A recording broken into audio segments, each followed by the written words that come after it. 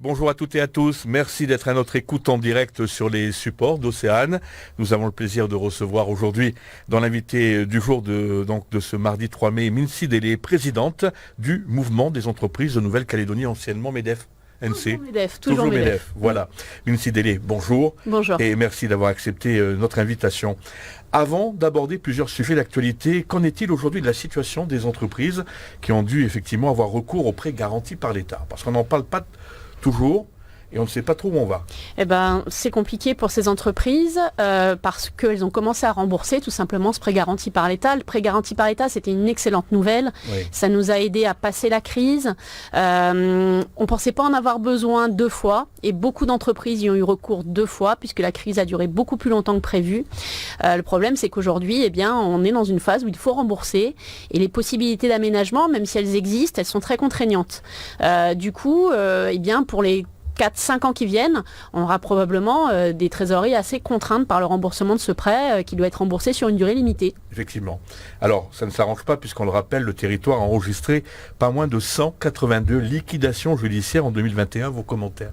Oui, écoutez, la crise nous a frappé de plein fouet et pourtant, malgré les dispositifs d'aide, on a relativement bien résisté. Maintenant, très clairement, certaines entreprises n'ont pas tenu.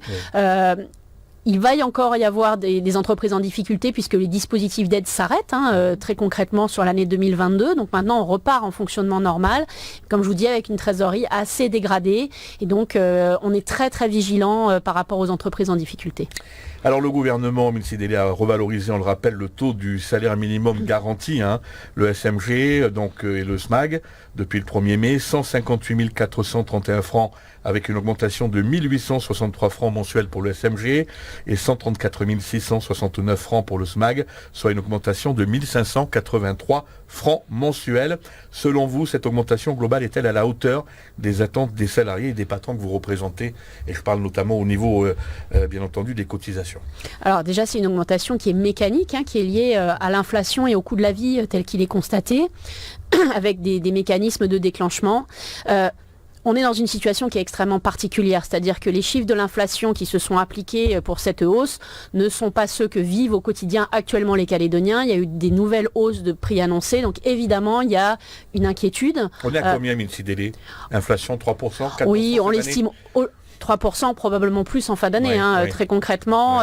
On est confronté, nous les entreprises, déjà depuis plus de 6 mois, à une hausse effrénée des prix du fret. On passait d'un conteneur à $1 500 à un conteneur à $9 000 pour le même conteneur.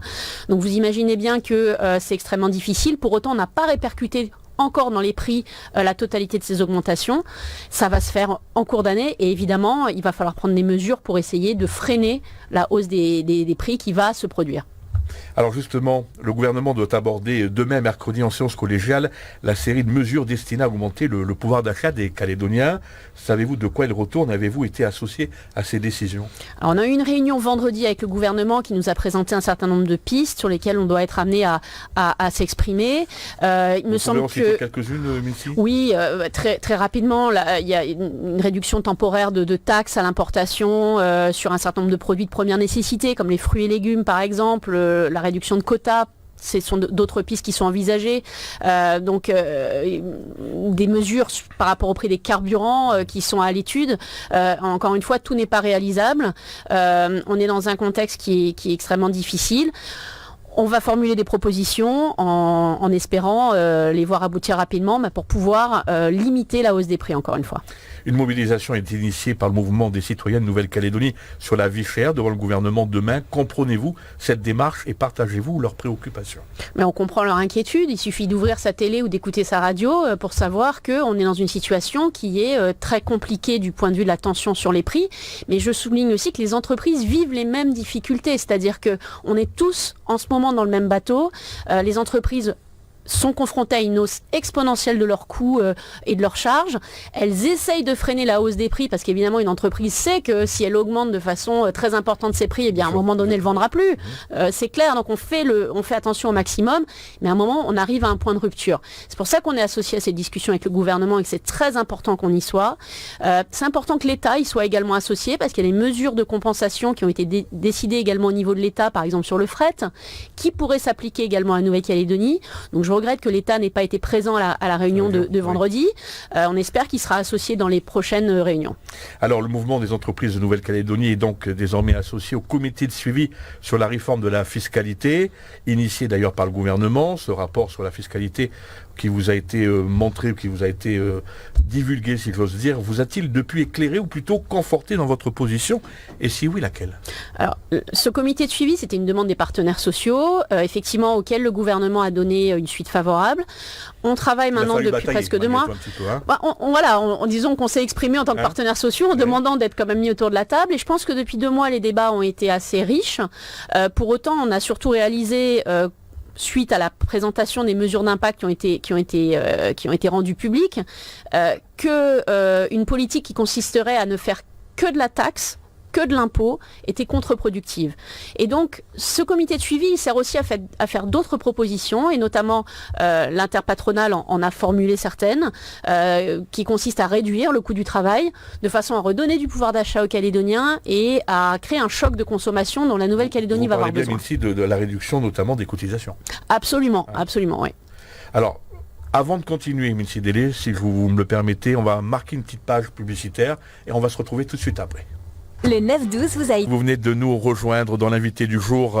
Nous recevons Mincy Délé, présidente du mouvement des entreprises de Nouvelle-Calédonie. Alors, si ce rapport, nous parlons donc du rapport publié et présenté par le gouvernement.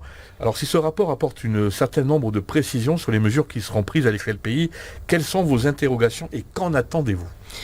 Concrètement, on attend que des mesures d'impact soient systématiquement faites avant de prendre des mesures qui visent à taxer à la fois la consommation et les entreprises. Parce qu'on est dans un moment où concrètement on détruit de l'emploi, le PIB recule, et donc il faut être extrêmement vigilant sur toutes les mesures qui pourraient aggraver la situation. On est un petit peu à un tournant. Donc on est conscient des difficultés financières de la Nouvelle-Calédonie.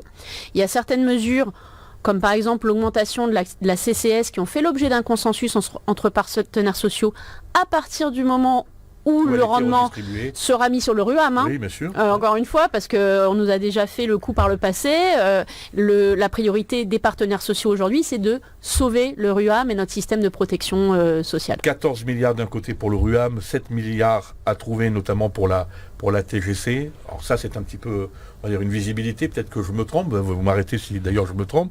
Mincy Délé. 30 milliards pour le gouvernement à trouver également. Est-ce qu'aujourd'hui on a véritablement une visibilité ou est-ce que vous avez l'impression que le gouvernement marche un petit peu en eau trouble ? Il y a un certain nombre de pistes qui ont été mises sur la table, mais ce qu'on voit bien et ce qu'on retient de ces discussions, c'est que s'il n'y a pas une revalorisation du pouvoir d'achat des Calédoniens et de la compétitivité des entreprises, on ne va pas y arriver. C'est-à-dire qu'à un moment donné, taxer davantage, la fuite en avant ne va produire que des effets contraires. Donc à un moment, nous, notre demande, et notamment par rapport à la TGC et à ce qu'on fera de cet impôt, qui peut être un impôt très intéressant, et on va y revenir, oui. Eh bien on dit qu'il faut revaloriser absolument les salaires et par la baisse des charges, nous c'est notre proposition, parce que c'est ça qui permettra à un moment donné de relancer la machine de la consommation en Nouvelle-Calédonie, l'activité et l'emploi. Alors justement, la Calédonie a perdu, on le rappelle à nos auditeurs, 20 000 habitants depuis 2015, c'est pas rien, soit presque 7% de la population.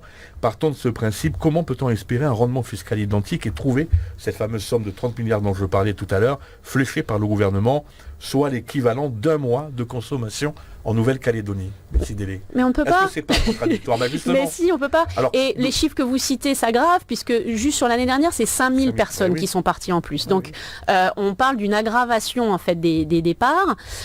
Toute classe sociale confondue, soyons bien clairs, ça touche absolument tout le monde. Et oui, dans les prévisions qui sont faites et les simulations qui sont faites, il faut absolument modéliser cette érosion. Modéliser aussi peut-être la nécessité de faire revenir du monde, parce qu'à un moment donné, on a un système qui coûte cher, il faut dire la vérité aux Calédoniens, et qu'on n'est plus en mesure de payer à 270 000 et encore moins à 250 000. Donc à un moment, il va falloir prendre des décisions courageuses et lucides, retrouver de la compétitivité, de l'attractivité pour notre territoire et nos entreprises, faire revenir des investisseurs, faire revenir du monde, et puis, encore une fois, relancer la consommation avec les Calédoniens qui sont là. De quelle façon? Vous avez des pistes justement pour faire revenir du monde en Nouvelle-Calédonie? Ça passe par le MEDEF de métropole en l'occurrence? Non, ça passe par la Une volonté compétitivité de notre politique aussi territoire, volonté politique. On sort d'une période qui a été quand même extrêmement compliquée. On n'a pas vendu vraiment du rêve pendant ces 5 dernières années. Aujourd'hui, on espère revenir à une forme de stabilité. Derrière, il faut aussi donner de la visibilité aux citoyens de ce pays, aux investisseurs, avec un système qui leur permette d'investir durablement sur le territoire. Donc, tout ça, c'est les principes de la réforme qui doit être portée par les partenaires que nous sommes, donc les propositions qu'on fait via NC-ECO notamment. Et puis, bien évidemment, on a aussi la réforme institutionnelle de la Nouvelle-Calédonie qui doit normalement nous engager dans une phase de stabilité qui devrait porter ses fruits. Ça, on le croit. Et justement, concernant cette stabilité, avez-vous l'intention de voir également l'État? Est-ce que vous allez vous déplacer en métropole? Alors, on n'a pas vocation à se déplacer, mais en revanche, je pense que l'État a compris que la société civile était un partenaire. Il a beaucoup écouté la société civile depuis 2 ans, avec la méthode que Sébastien Lecornu a mis en place. Donc on a été sollicité, écouté, entendu, je crois, pour un certain nombre de messages. Et je crois qu'il faut qu'on continue collectivement, pas uniquement que les fédérations patronales, mais aussi l'ensemble de la société civile, à faire remonter nos préoccupations, parce que c'est le moment, tout simplement. Bien sûr. Alors, jugez-vous, comme certains, que la TGC est inflationniste et touche directement les bas salaires, créant de surcroît de la pauvreté chez les Calédoniens? Vos commentaires?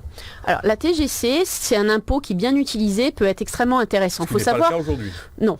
Je vais être très clair. Aujourd'hui, la TGC en Nouvelle-Calédonie, c'est 8,5% en moyenne, ce qui est très faible par rapport aux taux qui sont appliqués sur d'autres territoires qui utilisent ce type d'impôt. En général, c'est de l'ordre de 15 à 20%. C'est quand même 20% des ménages calédoniens. Oui, non mais absolument. Mais c'est pour ça que nous on dit que si on doit faire bouger le curseur sur la TGC, en fait en Nouvelle-Calédonie, pour synthétiser, on taxe peu la consommation, mais on taxe beaucoup le travail. Et c'est le sens de notre proposition, c'est de dire taxons moins le travail, redonnons du pouvoir d'achat, de façon à avoir une assiette plus large et effectivement de taxer la consommation, mais tout en ayant une augmentation de la qualité de vie des Calédoniens. C'est toute la subtilité du montage qu'on propose. Aujourd'hui, la Nouvelle-Calédonie fait le choix de taxer le travail, ce qui pour nous n'est pas une bonne option. C'est quelque chose qui est partagé, une analyse qui est partagée aussi par tous les partenaires sociaux que vous rencontrez? Aujourd'hui, ils sont à l'écoute, mais ils demandent aussi que des mesures d'impact soient faites, et c'est tout à fait normal sur cette proposition. Et donc on attend que le gouvernement nous fournisse, là encore, des mesures d'impact concrètes sur cette proposition qu'on a formulée. Peut-on envisager, à défaut de mettre en place une micro-taxe sur les flux financiers? Est-ce que ça c'est possible? C'est l'équivalent de ce qui a été proposé sur la CCS. Oui, mais c'est pas la TGC. Non, c'est pas la TGC, c'est plutôt l'équivalent de ce qui est proposé sur la CCS, c'est-à-dire taxer tous les types de revenus, ceux du capital en particulier, la micro-taxe sur les flux financiers. Très sincèrement, on a plein de micro-taxes en Nouvelle-Calédonie. Le problème de notre fiscalité, c'est qu'elle n'est pas lisible, que plus personne ne la comprend, qu'il y a des niches dans tous les sens, et qu'à un moment donné, il faut qu'on reprenne globalement le système pour qu'il soit plus simple. Ça évitera les fraudes, ça permettra d'avoir une fiscalité plus compréhensible et plus lisible pour tout le monde. Et je pense qu'il faut arrêter de saupoudrer des petites mesures, il faut être très clair maintenant et lisible. Donc il faut se mettre autour de la table et discuter, travailler cette fois-ci. Vous avez des propositions au niveau du... C'est ce qu'on est en train de faire. Très concrètement, depuis 2 mois, je pense que le dialogue a été utile. J'espère qu'il va se poursuivre très concrètement. Il faut du courage politique pour aller dans ce sens-là. Il faut de la constance. Mais nous espérons sincèrement que ces dialogues vont continuer parce qu'on a des discussions qui sont... je pense intéressante. Si les choses ne devaient pas aller dans votre sens ou que le dialogue était rompu avec le gouvernement, quelle serait la politique du MEDEF que vous représentez? Nous, si... Est-ce que vous êtes prête à aller dans la rue comme beaucoup de Calédoniens le suggèrent aujourd'hui? Alors, dans la rue, nous, on travaille... On est plutôt dans la proposition et dans le débat d'idées et dans le fait d'essayer de convaincre sur un certain nombre de mesures et ça représente beaucoup de travail. Moi je souligne quand même l'investissement bénévole de l'ensemble des chefs d'entreprise qui participent à ces groupes de réflexion pour proposer des idées, essayer de trouver des solutions. C'est le cas également chez les syndicats de salariés.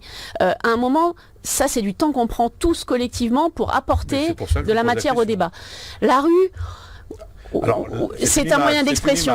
Très sincèrement, je crois que ce qui est utile, c'est cette conviction qu'on essaie de porter collectivement avec une méthode approuvée, avec les fameuses mesures d'impact, et je souligne, c'est important, même si on a vu que récemment, évidemment, elle montrait qu'on n'allait pas vraiment dans le bon sens, mais c'est quand même important de faire ce type d'analyse et de ne pas y aller au doigt mouillé, surtout dans les circonstances actuelles.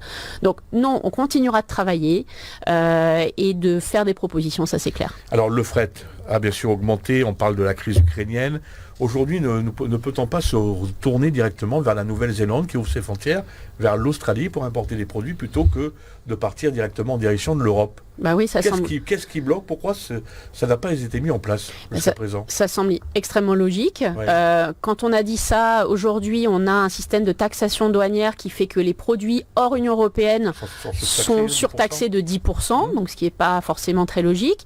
Et par rapport aux produits australiens et néo-zélandais, qu'on importe quand même en Nouvelle-Calédonie, notamment sur la partie fruits et légumes, on est soumis à des quotas qui ne nous permettent pas toujours, en tout cas pour les acteurs concernés au niveau du commerce, c'est bien de négocier déjà les meilleurs prix, parce que vous êtes systématiquement en train de négocier sur des petites quantités à court terme, etc.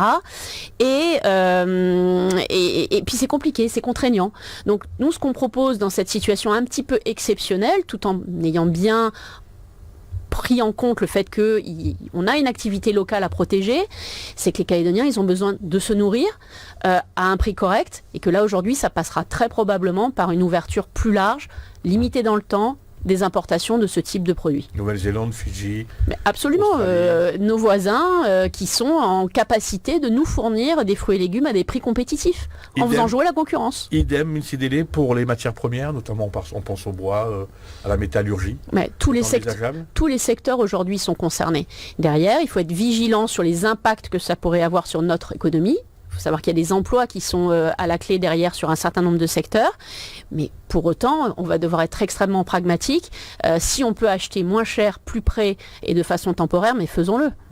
Vous vous êtes donné finalement un calendrier pour parvenir justement à ces méthodes? Alors, aujourd'hui, le calendrier avec le gouvernement, il devait nous accompagner jusqu'à fin juin. J'espère que les choses vont se poursuivre. Mais je dirais que le dialogue dans cette circonstance un peu exceptionnelle et la crise qu'on vit, il faut qu'il soit permanent. Nous, on a beaucoup regretté de peu parler avec le gouvernement l'année dernière. On a eu peu d'échanges. Il y en a eu au moment du Covid. Mais ensuite, il y a eu très peu d'échanges. Ça a repris depuis le début de l'année sur ces thématiques. C'est une bonne chose. Je pense que l'intelligence collective, moi j'y crois beaucoup. Mettre tout le monde autour de la table, encore une fois, pas uniquement les fédérations patronales, mais les autres acteurs de la vie économique, ça permet quand même d'avancer et de mieux faire comprendre les mesures qui sont prises, parce que, on va être très clair, il y a des mesures qui ne vont pas être populaires. Parce que la Nouvelle-Calédonie est dans une situation qui est compliquée. Mais à un moment, si on explique les choses, qu'on essaye de prendre les mesures qui ont le moins d'impact possible sur la vie des Calédoniens, qu'on essaye d'être juste, eh ben, on est mieux compris. Même si on sait que malgré tout, on ne s'en sort plus maintenant avec 90 000 francs par mois, déduction faite de toutes les charges pour un salaire minimum. Mais c'est clair. Mais c'est bien sûr que c'est compliqué. Et c'est pour ça qu'il y a une urgence à prendre des mesures de revalorisation du pouvoir d'achat, bien sûr. Alors dans la conjoncture actuelle, tant au niveau local qu'à l'échelle internationale ou nationale, comment voyez-vous l'avenir des futurs cadres supérieurs, mais aussi des entrepreneurs à travers le conseil de l'Institut d'administration des entreprises que vous présidez depuis d'ailleurs le mois dernier? Eh bien, écoutez, c'est difficile de... Non, mais alors moi je suis très contente et vraiment honorée de prendre la présidence de cet institut, parce que déjà vous y retrouvez toute la jeunesse calédonienne dans sa diversité, des jeunes gens brillants qui ont choisi des secteurs d'avenir qui sont porteurs. Tous ceux que j'ai vus dans cette classe, et on en a besoin parce que la Nouvelle-Calédonie a besoin de compétences.